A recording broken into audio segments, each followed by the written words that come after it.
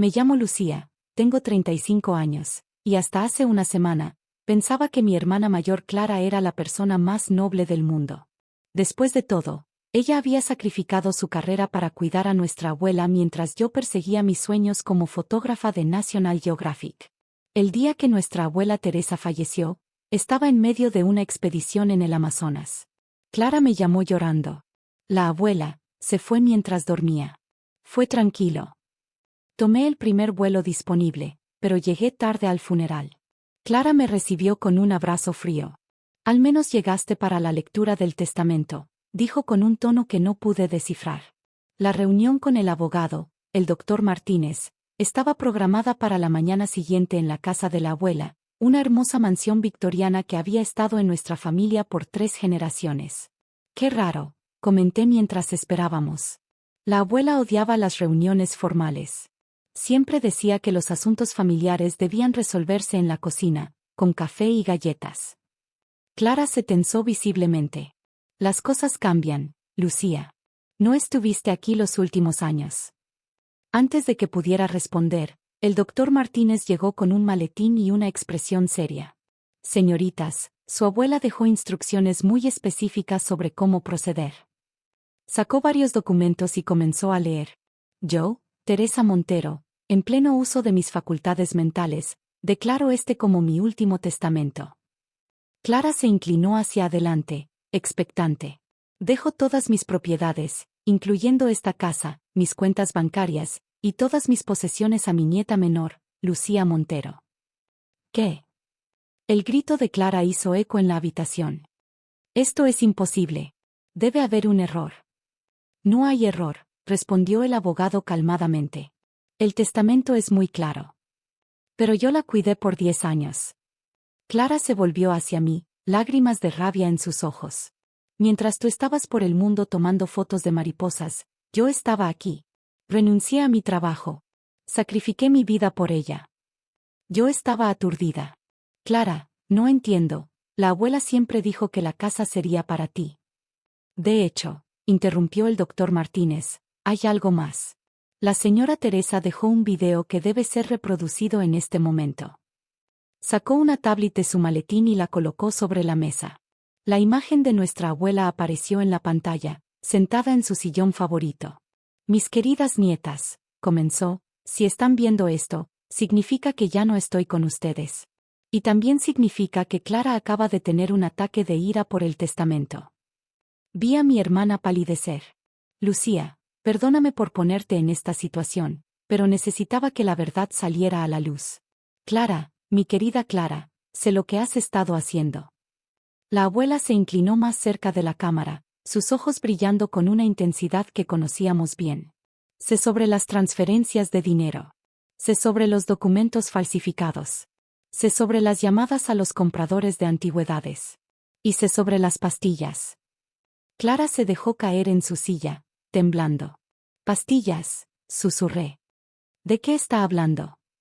La abuela continuó. Durante los últimos 2 años, he estado reuniendo evidencia.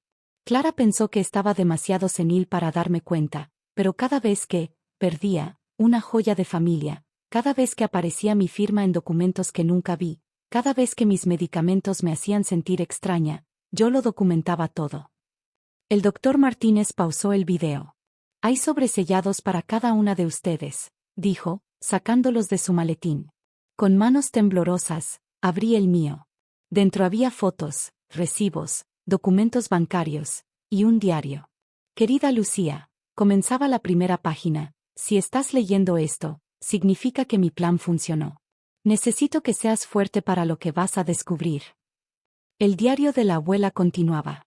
Tu hermana comenzó a cambiar hace 5 años. Al principio eran cosas pequeñas, un broche de diamantes que desapareció, una transferencia bancaria, equivocada, documentos que necesitaban mi firma urgentemente y que ella amablemente se ofrecía a leer por mí. Pero entonces conoció a Marcos. Levanté la vista del diario. ¿Quién es Marcos? Clara, que había estado inusualmente silenciosa, se estremeció al oír el nombre. El doctor Martínez respondió, según los documentos de su abuela, Marcos Rivero es un comerciante de antigüedades con un extenso historial criminal. No es lo que piensan, interrumpió Clara. Marcos solo intentaba ayudar. ¿Ayudar a robar a nuestra abuela?, pregunté, mi voz temblando de rabia. El abogado reanudó el video. La abuela continuó. Marcos convenció a Clara de que podía convertir mi colección de antigüedades en una fortuna. Le prometió una vida de lujos, viajes, todo lo que ella sentía que se había perdido al cuidarme. Pero necesitaban mi firma para vender las piezas más valiosas. La abuela hizo una pausa, sus ojos llenos de tristeza. Cuando me negué a firmar, comenzaron las pastillas. Pequeñas dosis de sedantes en mi té, en mis medicamentos. Me mantenían confundida, desorientada. Lo suficiente para que Clara pudiera manejar mis asuntos, en mi nombre, punto. Mentira, gritó Clara. Estabas enferma. Los médicos lo confirmaron. Ah, sí, los médicos, continuó la abuela en el video, como si hubiera anticipado la interrupción. El doctor Suárez, ¿verdad? Lucía, en el sobre encontrarás pruebas de que el verdadero doctor Suárez murió hace 3 años. El hombre que me atendía era un impostor pagado por Marcos. Mi cabeza daba vueltas mientras revisaba los documentos, certificados de defunción, reportes policiales, fotografías de un hombre diferente usando la identidad del doctor. Pero lo peor no fueron los robos ni las pastillas, continuó la abuela. Fue descubrir el plan final de Marcos y Clara. Sacó una grabación de audio de su bata. Solo necesitamos aumentar gradualmente la dosis. Se escuchaba la voz de Marcos. Parecerá natural, una anciana que se duerme y no despierta. No sé, Marcos, la voz de Clara temblaba. Es demasiado. ¿Prefieres esperar años? ¿Seguir desperdiciando tu vida cuidando a una vieja que podría vivir hasta los 100? Ya vendimos lo más valioso. Sin la casa y las cuentas bancarias, no nos queda nada más. Miré a Clara, quien había caído de rodillas, sollozando. No, no lo entiendes, balbuceó. Marcos dijo que solo serían sedantes, para mantenerla tranquila. Nunca quise matarla, completé, mi voz fría como el hielo. El doctor Martínez intervino. La señora Teresa me entregó toda esta evidencia hace 6 meses. Hemos estado trabajando con la policía desde entonces. Como si fuera una señal, 2 oficiales entraron en la habitación. Clara Montero está bajo arresto por intento de homicidio, fraude y administración de sustancias nocivas. Mientras esposaban a mi hermana, la abuela continuó en el video. Lucía, sé que esto es difícil. Pero necesito que hagas algo más. En el sótano, detrás del viejo armario de vinos, hay una caja fuerte. La combinación es tu fecha de nacimiento. El doctor Martínez me acompañó al sótano. La caja fuerte contenía más documentos, fotos antiguas y un sobremarcado como verdad final. Hay algo más que necesitas saber, decía la nota dentro. Sobre por qué Clara realmente me odia, y por qué Marcos la eligió específicamente para su estafa. Con manos temblorosas, abrí el sobremarcado verdad final. Mi querida Lucía, hay una razón por la que Clara siempre me odió, una verdad que he guardado durante 40 años. Clara no es realmente tu hermana. Es tu tía. Tu madre, mi hija Isabel, murió cuando tenías apenas 1 año. Clara, que entonces tenía 15 años, era su hermana menor. Cuando Isabel murió, su esposo, tu padre, desapareció, incapaz de lidiar con la pérdida. Yo te adopté legalmente y decidí criarte como mi nieta. Clara nunca me perdonó. Ella adoraba a Isabel, y me culpó por no haber evitado el accidente. Pero la verdad es aún más complicada. El doctor Martínez me entregó otro sobre. Este contenía recortes de periódicos antiguos.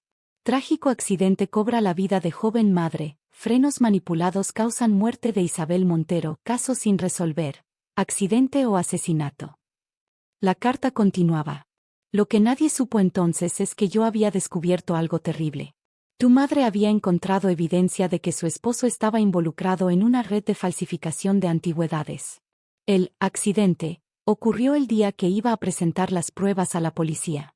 El hombre que conociste como tu padre no desapareció por dolor, huyó por culpa. Y el nombre real de Marcos Rivero es Marco Montero. Es tu medio hermano, el hijo que tu padre tuvo en su nueva vida. Marcos investigó a nuestra familia, descubrió la conexión, y usó el resentimiento de Clara para llegar a nuestra fortuna. Él sabía que ella estaría vulnerable a su manipulación debido a su odio hacia mí. La policía ya tiene toda esta información. Para cuando leas esto, probablemente ya habrán arrestado a Marcos también. Me dejé caer en una silla, abrumada. El doctor Martínez me ofreció un vaso de agua y continuó reproduciendo el último segmento del video. Lucía, perdóname por ocultarte la verdad tanto tiempo. Quise protegerte, darte una infancia normal. Pero ahora necesitas saber todo para entender por qué te dejo la herencia a ti. No es solo por el dinero o la casa. Entre los documentos encontrarás la evidencia completa del crimen que mató a tu madre. Tu padre aún vive, bajo una identidad falsa en Argentina. Marcos no solo vino por nuestra fortuna, vino a eliminar la evidencia que podría exponer a su padre. Clara no es un monstruo, es una víctima más de esta historia. Por eso, en un sobre separado, encontrarás documentos estableciendo un fideicomiso para ella. Suficiente para vivir cómodamente, pero administrado por ti y el doctor Martínez. Ella necesitará ayuda y terapia después de que todo esto salga a la luz. También hay una cuenta especial para continuar la verdadera pasión de tu madre, rescatar y autenticar antigüedades robadas. Era su trabajo secreto con la policía, el que finalmente le costó la vida. Te dejo todo esto no como una carga, sino como una oportunidad de completar el trabajo que tu madre comenzó. Sé que tienes su mismo espíritu justiciero, lo veo en tus fotografías, en cómo usas tu cámara para exponer verdades incómodas al mundo. Te amo, mi pequeña. Perdóname por los secretos, por los años de silencio. Todo lo que hice fue para protegerte, para darte la oportunidad de crecer fuerte y libre. Con amor, abuela Teresa. 2 meses han pasado desde aquel día. Marcos fue arrestado intentando huir del país. La policía argentina está cerrando el cerco sobre mi padre biológico. La red de falsificación de antigüedades está siendo desmantelada pieza por pieza. Clara está en un centro de rehabilitación, recibiendo la ayuda que necesita. La visito cada semana. A veces lloramos juntas, recordando a la madre que ambas perdimos de diferentes maneras. La mansión victoriana ahora es un museo y centro de investigación de antigüedades robadas. Trabajo con expertos y policías de todo el mundo, usando mi experiencia en fotografía para documentar y autenticar piezas sospechosas. En el despacho que era de la abuela, mantengo 2 fotografías, una de mi madre biológica, sonriente y valiente, y otra de la abuela Teresa, la mujer que sacrificó todo para proteger la verdad y la justicia. A veces, cuando el sol se filtra por los vitrales antiguos, casi puedo escuchar la voz de la abuela. La verdad siempre encuentra su camino a la luz, mi pequeña. Solo necesita personas valientes que estén dispuestas a protegerla. Y en esos momentos, sé que tanto mi madre como mi abuela estarían orgullosas del legado que estoy continuando. Porque al final, la verdadera herencia no estaba en el dinero o la propiedad. Estaba en la misión de justicia que pasó de madre a hija, de abuela a nieta, y que ahora continúa a través de mí.